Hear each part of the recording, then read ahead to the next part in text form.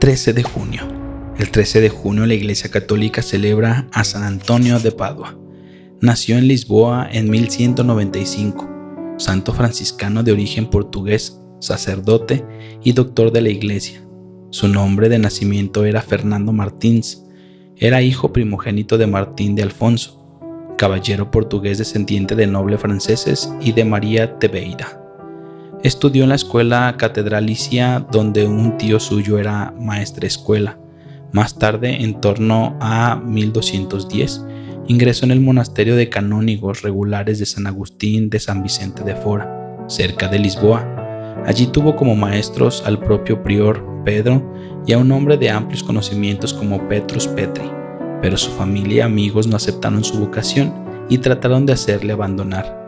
Para evitar estas presiones renunció a la herencia familiar y se trasladó en 1212 al monasterio de Santa Cruz de Coimbra, importante centro de enseñanza religiosa que contaba con una gran biblioteca.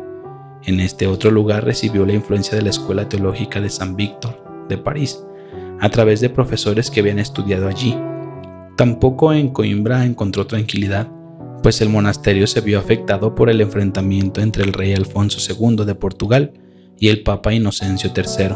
Su propio prior, Juan, fue excomulgado por apoyar al primero. Hacia el 1219, fecha en que probablemente era ya sacerdote, conoció a la pequeña comunidad franciscana de Coimbra, establecida poco antes en el eremitorio de Olivias, y se sintió atraído por su modo de vida fraterno, evangélico y en pobreza.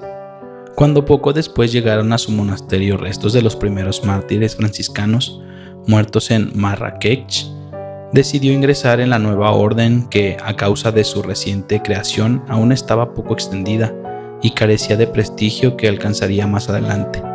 Fray Juan Parenti, provincial de España, presidió la sencilla ceremonia de toma de hábito franciscano, verano de 1220, en la que cambió el nombre de Fernando por el de Antonio. El eremitorio de Olivais estaba dedicado a San Antonio de Abad, símbolo de su cambio de vida. Tras un breve noviciado impulsado por el ejemplo de los mártires franciscanos, parece que en el otoño de ese mismo año embarcó hacia Marruecos, junto con otro hermano de su misma orden, Fray Felipe de Castilla, para alcanzar él el mismo martirio. Sin embargo, al poco de desembarcar contrajo la malaria, enfermedad que la dejaría secuelas para toda la vida. Convaleciente todo el invierno, se vio obligado a abandonar el país. Su provincial le nombró predicador y le encargó ejercer su ministerio por todo el norte de Italia, donde se extendía por muchos lugares el catarismo. Recorrió así enseñando numerosos lugares. Hacia 1224 o 1225, sus superiores lo trasladaron al sur de Francia, donde los albigenses tenían mucho más fuerza en Italia. Su método para combatir la herejía consistía en llevar una vida ejemplar, en charlas de los no creyentes y en catequesis para fortalecer la fe de los cristianos. A finales del año 1225 participó en el Sínodo de Bourges, que examinó la situación de la región. San Antonio de Padua señaló a los prelados la necesidad de vivir sencillamente para dar ejemplo. El obispo de Bourges, Simón de Sully, respondió a sus palabras y aplicó en lo sucesivo la reforma de sus costumbres, ayudándose de franciscanos y dominicos para la evangelización en su diócesis.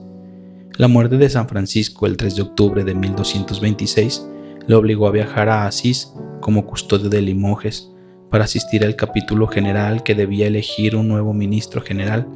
Este tuvo lugar el 30 de mayo de 1227, siendo elegido Fray Juan Pablo Parenti. Buen conocedor de la valía de Antonio, le nombró provincial de Romaña. También por entonces debió estar durante estancias largas en Padua, donde fundó una escuela de franciscanos y comenzó a escribir una serie de sermones.